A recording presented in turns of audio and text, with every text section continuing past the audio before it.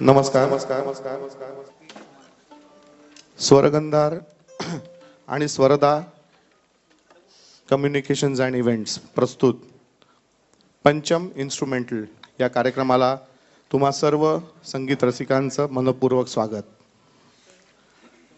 आपण सर्वप्रथम कार्यक्रम पुढे जाण्यापूर्वी नुकतंच पंचमदांकडे ज्यांनी आणि अनेक संगीतकारांकडे ज्यांनी अतिशय उत्तम जी गाणी आपण ऐकतो त्या गाण्यांना ज्यांनी तबला वाजवला रेकॉर्डिंगला ते श्री रमाकांतजी म्हापसेकर यांचं नुकतंच निधन झालेलं आहे. तर आपण हा कार्यक्रम आज त्यांनाच अर्पण करत आहोत. आपण 2 मिनिटं फक्त उभे राहून त्यांना श्रद्धांजली वाहूया.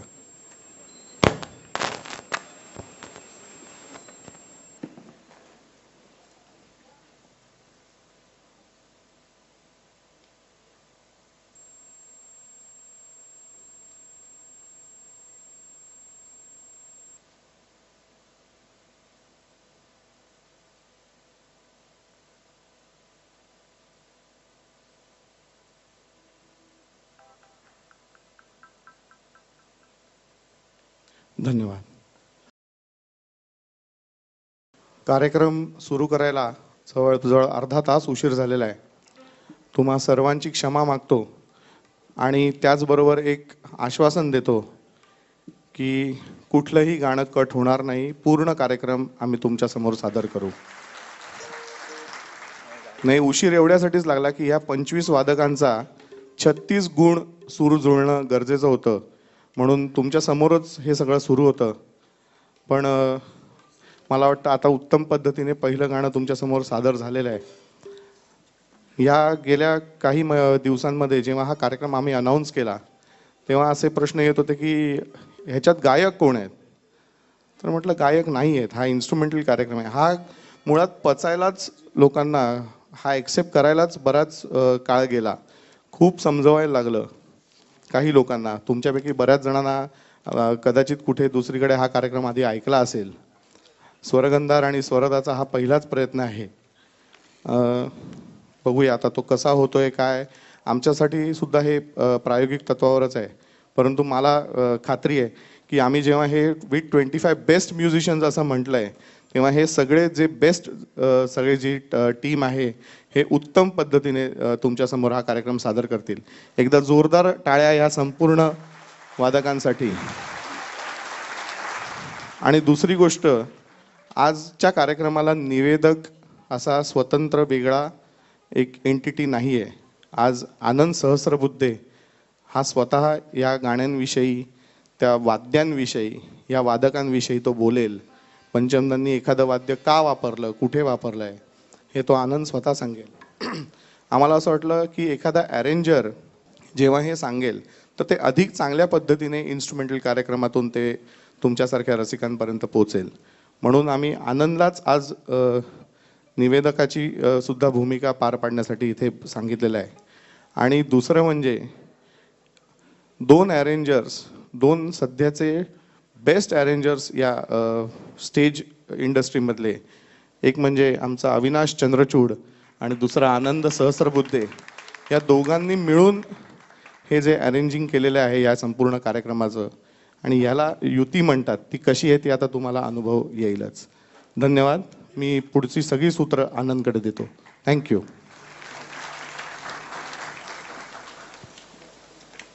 शुक्रिया मंदार. देवी और सज्जनों नमस्कार.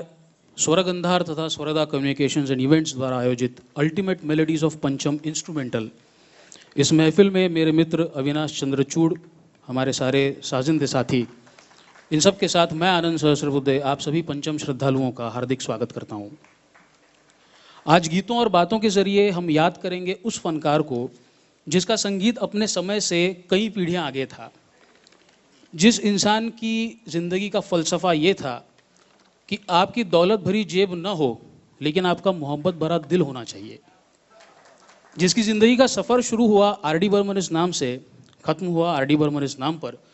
बस फ़र्क ये था कि जब सफ़र शुरू हुआ तब आर.डी. बर्मन का मतलब था राहुल देव बर्मन, और जब सफ़र ख़त्म हुआ तब आर.डी. बर्मन के मायने हो चुके थे रिसर्च एंड डेवलपमेंट बर्मन. वैसे देखा जाए तो आज की इस महफिल में कोई गायक नहीं है, और वैसे देखा जाए तो आज की इस महफिल में 25 गायक हैं जो अपने साज के जरिए बखूबी गाते हैं। तो चलिए इस महफिल खास का आगाज़ किया जाए। पंचमदा की ज़िंदगी में कई ऐसे लोग आए जिन्होंने उनके फिल्मी करियर पर गहरा असर डाला। इनमें से एक थे गीतकार गुलजार साहब। पंचमदा का एक दुर्गा एल्बम था जिसमें एक गीत था जेते जेते पौथे होलो देरी।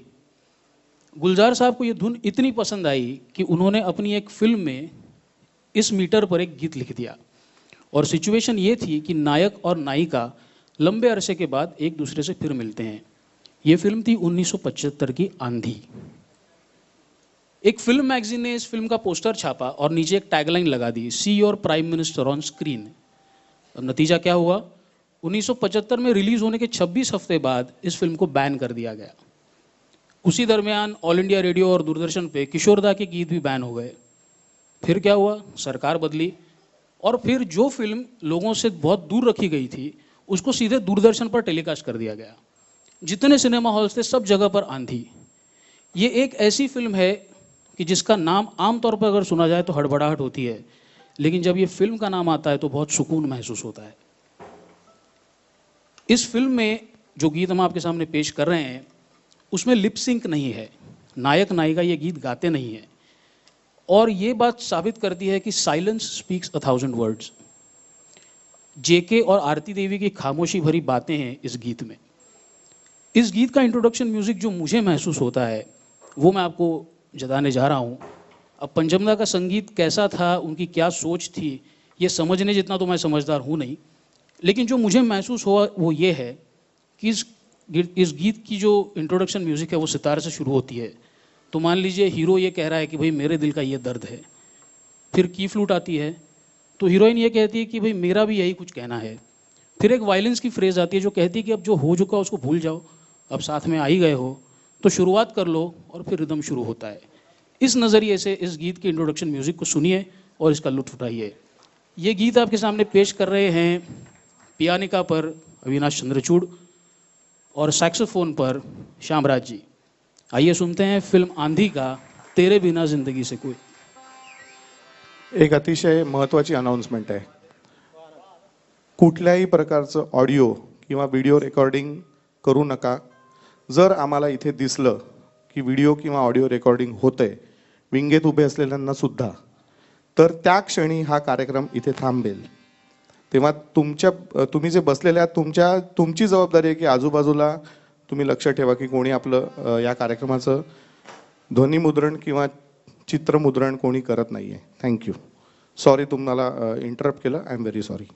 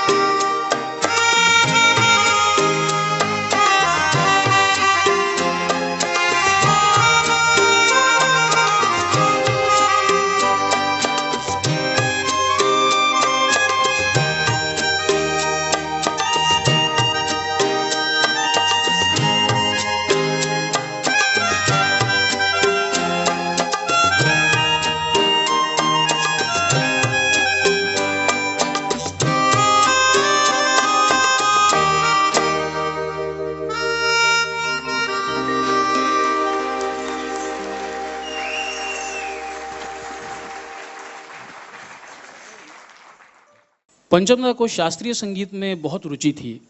पंडित ब्रिजेन बिश्वास, पंडित शांता प्रसाद, उस्ताद अली अकबर खां जैसे कई दिग्गजों के पास से उन्होंने संगीत की तालीम हासिल की थी। पढ़ाई लिखाई के मामले में उनको कुछ खास रुचि थी नहीं। अब पंचमदा जैसे दिग्गज कलाकार और मेरे जैसे तुच्छ प्राणी के विचार पढ़ाई लिखाई के मामले में इतने मिलते हैं, इसकी मुझे इतनी खुशी है कि क्या बताऊं। संगीत के प्रति पंचमदा की इतनी भक्ति थी कि अली अकबर खां साहब का एक कॉन्सर्ट था, किसी वजह से पंचमदा उसमें देरी से पहुंचे, तो उस्ताद साहब को डिस्टर्ब ना हो इसीलिए जहां पर चप्पल जूते रखे थे पंचमदा वहां बैठ गए। गंगा किनारे अपने दोस्त के साथ बैठे बैठे पंचमदा से उस दोस्त ने कहा, इस बहते हुए पानी पे कुछ सुना दो यार। तो उन्होंने एक धुन सुनाई, जो धुन हमने आगे चलकर ओ गंगा मैया इस गीत में सुनी। राग जोगिया पर यह गीत आधारित था। इस गीत के लिए पंचमदा को सुर सिंगार संसद अवार्ड के नॉमिनेशन का हकदार माना गया। ये अवार्ड उन लोगों को दिया जाता है जो क्लासिकल म्यूजिक का इस्तेमाल हिंदी फिल्म गीत रचने में करते हैं। लेकिन उस कमेटी को ये शान के खिलाफ लगा कि आर.डी. बर्मन जैसे कंपोजर को इंडियन क्लासिकल का अवार्ड दिया जाए। मेरा ये मानना है कि आप सीधे मुंह पर बोल दीजिए ना कि आपका गाना बकवास है, लेकिन क्योंकि वो आर.डी. बर्मन हैं इसीलिए उनको इस अवार्ड के काबिल ना समझना, ये कहाँ का इंसाफ है। पंचमदा किसी से कोई कम नहीं थे, क्लासिकल म्यूजिक सीखे हुए थे। भीनी भीनी बोर आई, रोज रोज डाली डाली, ऐसे कथक नृत्य होने जैसे नंबर्स उन्होंने दिए हैं। ये अगला गीत जो हम आपको सुनाने जा रहे हैं, इसकी खूबी ये है कि ये दरअसल एक फ्यूजन है जो फ्यूजन जैसा लगता नहीं है। इसके पहले म्यूजिक में कथक नृत्य की परन है। परन कंपोज करना ये बहुत मुश्किल बात है, ये इतनी आसानी से पंचमदा ने कर दिखाया है। जहाँ एक म्यूजिक में कथक की परन है तो दूसरे म्यूजिक में लाइट म्यूजिक का आलाप है। ये इतना बढ़िया फ्यूजन है कि मानो ये एक ही गीत, एक ही म्यूजिक का प्रकार है ऐसा लगता है। और ये गीत आपके सामने पेश करने के लिए मोहित शास्त्री और उनकी मोहने वाली फ्लूट तैयार है। 1980 की फिल्म खूबसूरत से आइए सुनते हैं पिया बावरी।